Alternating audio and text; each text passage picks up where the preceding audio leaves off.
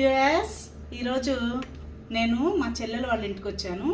ఎందుకు వచ్చానంటే ఈ మ్యాంగో పికిల్ ప్రిపేర్ చేసుకోవాలని వచ్చాను. పక్కనే మామిడి తోట ఉంది.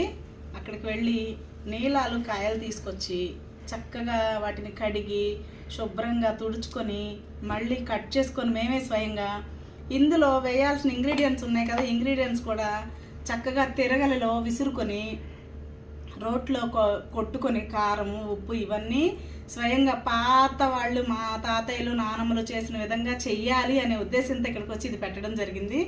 చేసేటప్పుడు వీడియో చేయాలనే ఆలోచన రాలేదండి, కానీ కలిపిన తర్వాత నార్మల్గా ఎప్పుడు పచ్చడి పెడతాము, ఇలా చేసి కలిపిన పచ్చడికి వచ్చిన రుచి అసలు ఈ టేస్ట్ ఇది ఎంత బాగుందో, ఈ కలర్ కానీ ఏదైనా ఒకసారి మీకు కూడా చూపిద్దాం అనిపించింది.